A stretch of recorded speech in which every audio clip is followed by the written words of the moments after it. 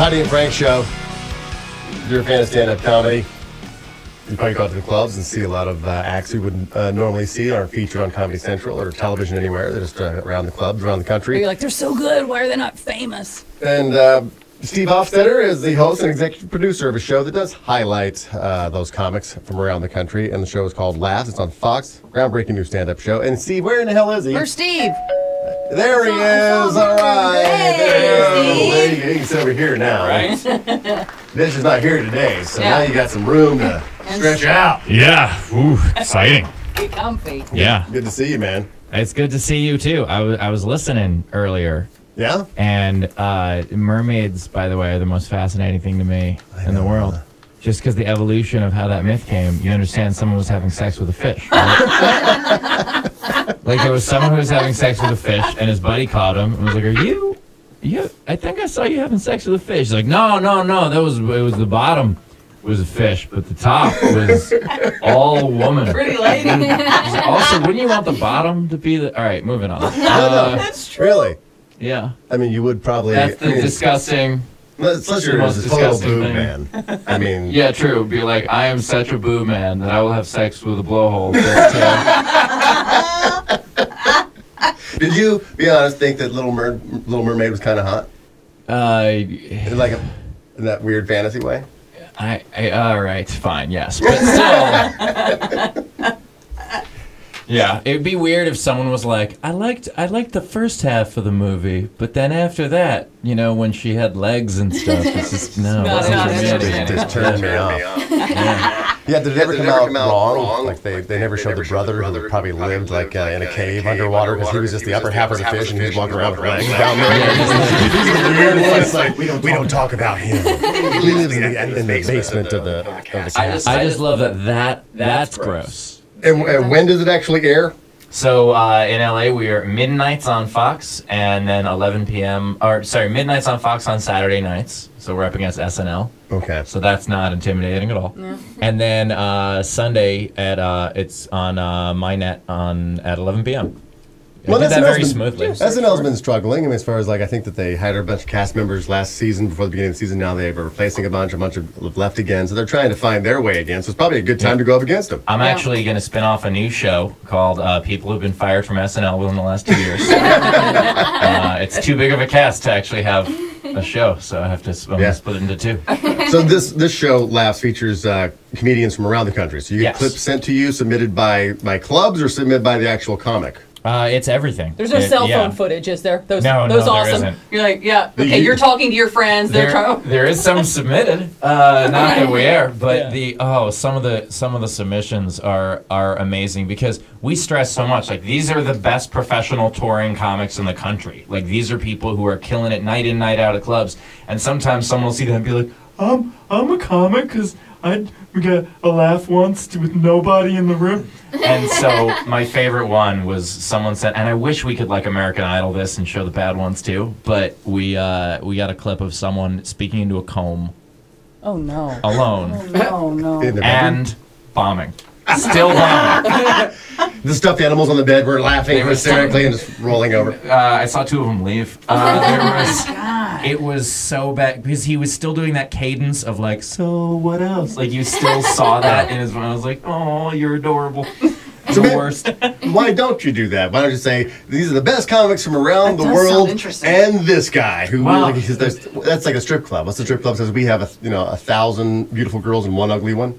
Yeah, I know what you're talking about. Although I've also been to the opposite of that. But Yeah, it's like, wait a second, I went to the other club. like, you just walk in and be like, this girl's really. Wait, why is everyone else pregnant? So With neck tattoos. yeah. Have you ever been to the Claremont in Atlanta, by the way? The No. Claremont is a sarcastic strip club. It's amazing. I think the average age is like 60. It's the most fun you'll ever have. It's incredible. Do the strippers know it's sarcastic? I kind of think they don't. Okay, that's even better. Which is it's the saddest. It's just But you've been. several times. It's amazing because every time you go, there's like anyone who's famous who goes to Atlanta, immediately people are like, you have to go to the Claremont. So I went. I saw De Niro was there once.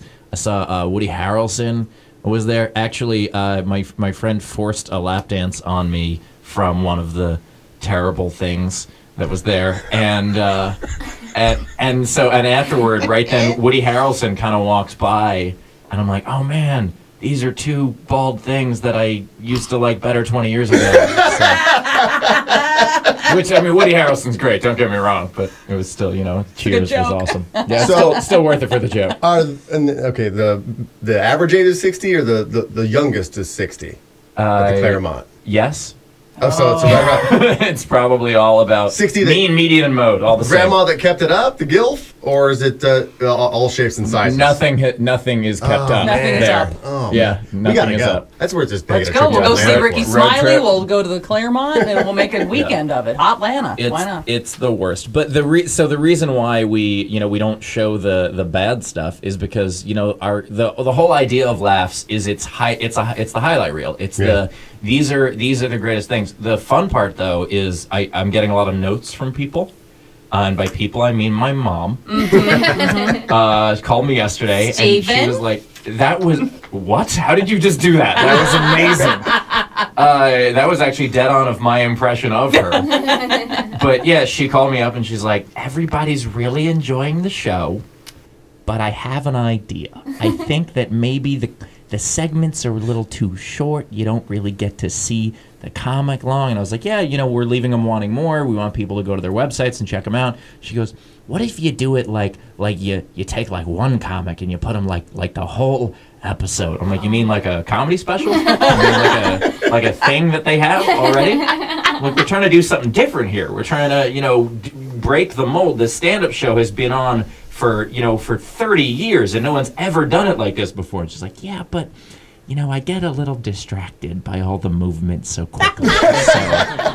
Well, yeah, that just shows, Mom. growing up, in your mom's era, it was like, yeah, you had time to soak into stuff. Now, when people are getting so much ADD. online, it's like, they've shortened those little ads before the videos to 10 seconds, because if it's 15 seconds, it's like, skip it. And then if you can wait in 5 seconds, you can skip it. It's wait 5 seconds. Oh my God, 5 seconds. Yeah, we had one of the clips on the first episode, which was one of my favorite ones we've had so far. Was it took him about 30 seconds or so to set up for like where the big punches started coming, and there was a note from the network just being like, can you maybe get to that a little quicker? I'm like, 30 seconds!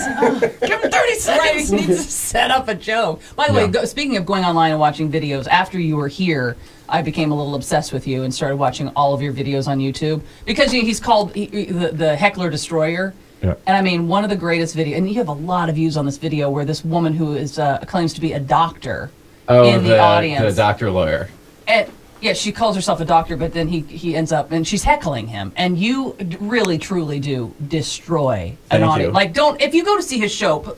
Is that good, though, to be known to this? Like, it's Steve Hofstetter, who like, it's the Heckler Destroyer? I mean, is that a good moniker to have or to earn? Last night, there was an idiot. I was at the Brea Improv last night, and there was this one guy, and right in the front, too. Right in the front. And he just wouldn't shut up for the other comics. And I was on last, and I spent a lot of time on him and just letting him know just how dumb he was. At one point, he just yells out, he just goes, I'm Mexican! And I go, you're making a great case for the wall. So there was a lot of stuff like that. And there were people who came over to me after the show, and they were like, I was so happy to see that live because I watched your stuff on YouTube, and it was fun to see you do it live. And I was like, I kind of wanted to do my material, but yeah, sure. Now, you said you went on last night. Yeah. So was this guy there the whole show? So did you know going out before? He's like, he did it to the guy before me and the girl before him. So I know this guy is not going to let me get to my stuff. Well, first of all, by the way, I just want to point out how unegotistically I said I was the headliner. But the I said last. I was on last. And then how extra egotistically I had to point it out in case people didn't catch it. So. I'd seen him with other people, and when it started with me, and one of the other comics asked me, like, why do you get heckled so much? And I said, I don't. If you watched the show, you'd see that he was annoying with other people, because he wasn't like, you suck. He was just yelling out random. Every 15 minutes, he would be like, here's an idea I had. And so he just would yell out stuff. And so when it came to me, I was like, you know what? I'm going to show everyone else in this crowd that this is the wrong behavior. Like, I'm going to make an example out of this guy. And that's why I do it. Like, I didn't just steamroll him. Like, I could have just been like, shut up. I'm moving on. I'm funnier than you. I was like, no, let's drill down and find out. Have you ever destroyed somebody and then found out later they had Tourette's and felt really bad about it? You had me until it felt really bad. But no, because you could tell. Like you could tell. Like I've seen instances where someone will, like, yell something out. Like I perform at a lot of colleges, and sometimes there'll be like a student there who's the they all think, oh, that's the weird kid, and I'm like, no, he's actually challenged and he's trying to get through it, and you guys are jerks. And so, like, I can see that. I can see when that happens. My wife's brother, has Asperger's. I'm very familiar with the spectrum, and so when I see that happen, immediately I'll defend them. But then if someone's just like, no, I'm just drunk and stupid, I'm like, all right, well, I'm coming at you. Exactly. Be like, well, good luck. And you have the ability to spot that drunk and stupid from Asperger's right away. I like to think those are two very different things. Even with a spotlight in your face, you're like, Asperger's, drunk and stupid. Asperger's, drunk and stupid. Yeah, and unfortunately, that's every other person at my show. Fans of fans, Steve. Yeah, exactly. I'm not gonna. They'll pay the same. Yeah, you can definitely tell. There was actually one situation where I held back on somebody because I'm like, I think that they're. I can't tell for sure. I can't tell. And then like he talked to me after the show. I'm like, no, this guy's just terrible. He was just really I could have gone at him. Yeah, I'm like, no, I was being nice because I thought he couldn't help. You gave him free tickets to your next show so you could come back and destroy him. Now I know you suck. I'll get you this time. Steve Hofstetter hanging out with us, the host and executive producer of the Fox show Laughs that airs in Los Angeles at midnights on Saturday. Midnight Saturday. So be sure and check out some of the best comic clips from all over the country, highlighting it. It's not like The Last Comic Standing where it's a competition. This is like a showcase of the best comedians out there. So when they come to town, go see them live. The thing that we have been told is it is the most realistic, the most authentic stand-up show that people have seen on television, because it's just clips from clubs. That's exactly it's what's happening. And unlike with Evening at the Improv back in the day, that kind of replaced your night out. Like we're like, oh, well, we'll just watch them on TV instead of going out. Yeah. This is the opposite. This is people go, oh, well, here's the taste of it, and if you want to see it live, go to the clubs.